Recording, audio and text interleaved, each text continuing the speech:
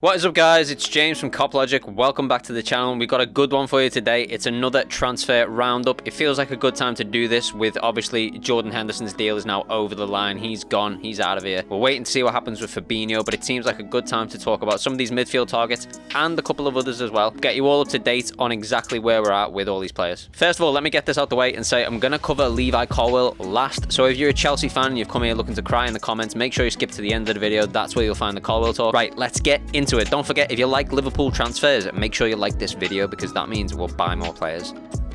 Maybe. Nah, but on like a reel, it really helps us out if you like the video. Let's get into it with our first target of the day, probably the biggest and most important one, and that is Romeo Lavia of Southampton. You'll all know about this deal by now. This deal is gonna get done, I think, this week. It's definitely happening. Liverpool have been back and forth with Southampton already, bids going this way and that way, so we know this deal's gonna happen now. Liverpool don't get this deep into a player without completing the deal. I think it's gonna happen this week. It could even happen today. If you're watching this video, then that's probably because it hasn't happened yet, otherwise we'd be reporting on that. But we know as of right now, Liverpool are placing a second bid today with a high chance that this deal gets done fast. So the bid is expected to be 42.5 million plus 2.5 million add-ons, and Liverpool want the deal to happen fast. This is according to Fabrizio Romano. Now, what I've heard is that Southampton wanted at least 40 million up front. We're offering here 42.5 million, then 2.5 in add-ons. I think they'll accept this. I think they'll deem 40 million as a good price. That was apparently the buyback price that Manchester City had on the player when they originally sold him to Southampton, and they wanted to at least make that money back in order for it to be a good deal for them. So one, that explains why they put the 50 million price tag on it, but two, I think they will accept 42.5 up front, and then there's obviously 2.5 add-ons as well. We're not sure what those add-ons are yet, but I think that's a solid bid. I think Southampton will accept it. If they don't, they're probably bound to accept the next one because we're really close now to that 50 million territory anyway. I think this deal gets done this week. Watch this space for that one.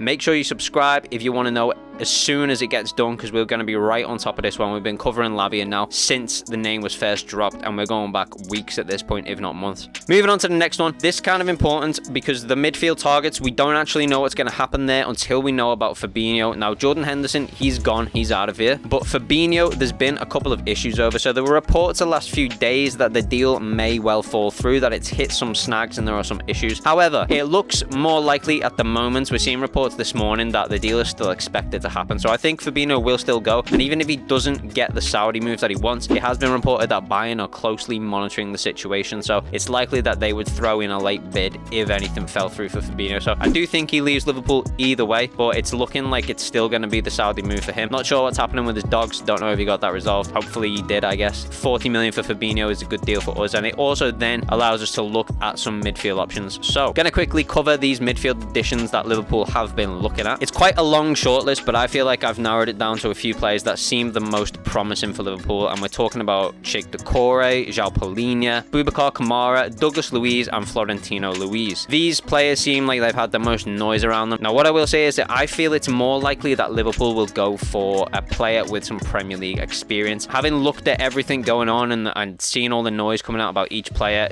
Doucoure seems like the most promising one at the moment. What I will say is all the players I've just listed, Liverpool are definitely monitoring all of them and keeping an eye on their situations. So we really won't know, I don't think, until Fabinho goes, whether Klopp wants to advance talks with another DM. I think we will need to. I don't think we could replace Fabinho with Lavia. I think we would need someone with a little bit of experience to come in. Now, I've made a video on this already, so I will link that in the description where I talk about these players in a little bit more detail. But I think Doucoure would be perfect. His stats look really good. He's got a year's experience in the Premier League. The only issue is Palace have put a 70 million price tag on him. Now, I do feel like that's a little bit too much, and they kind of know the predicament we're in, so we might be forced to spend that money. If we get 40 million for Fabinho, maybe that could help sway FSG to pay the price. I'm not sure. I do feel like Doucoure is the best option there, but if we ended up keeping Fabinho and Lavia is fine. I just think Lavia as a replacement for Fabinho, it's not really going to work out. He's only 19 years old and he doesn't have a ton of experience, and expecting him to play the majority of matches, which, let's face it, Fabinho would have started the majority of matches. I think that's asking a little bit too much of the player. Very promising looking player,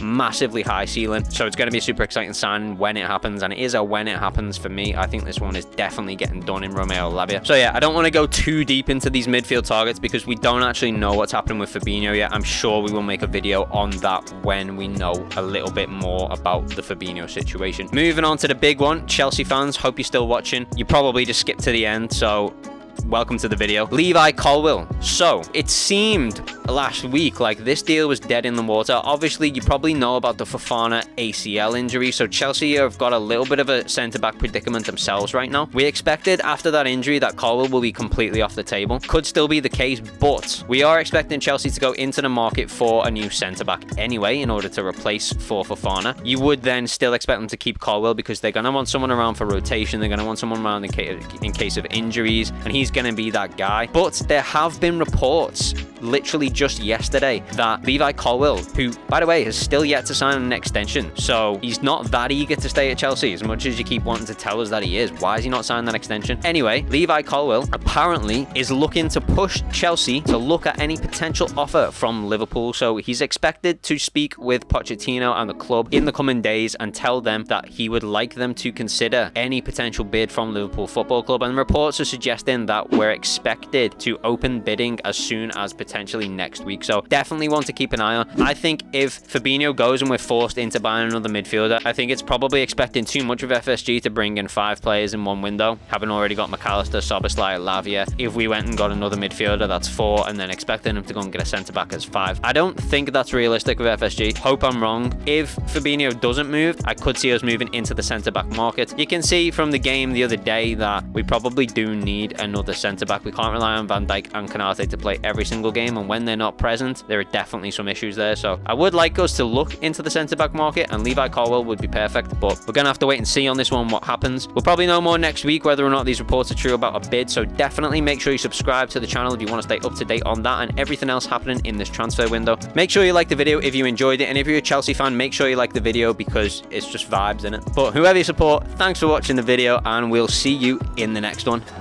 Peace.